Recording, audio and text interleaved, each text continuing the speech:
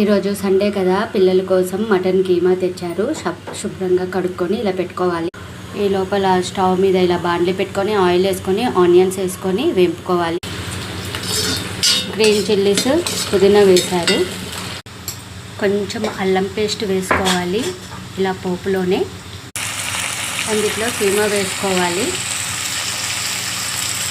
కీమా వేసుకున్నాక కలుపుకోవాలి.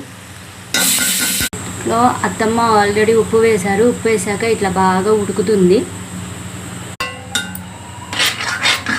ఒకసారి ఇలా కీమా మొత్తం కలుపుకోవాలి.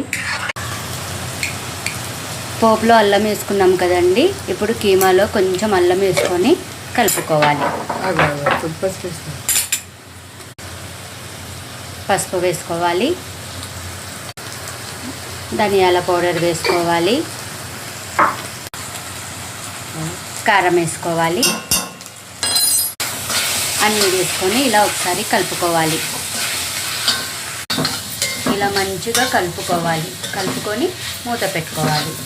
లాస్ట్లో కొంచెం కొత్తిమీర వేసుకొని కలుపుకొని తింపేసుకోవాలి. కీమా అయిపోయాక ఇలా పక్కన పెట్టేసుకోవాలి. చూసారా కీమా ఎట్లా వెల్ కుక్ అయిపోయిందో, ఎంత బాగా మంచిగా అయిపోయిందో. కీమా ఇలా అయిపోయాక ఒక బౌల్లో నీట్గా సర్వ్ చేసుకోవాలి.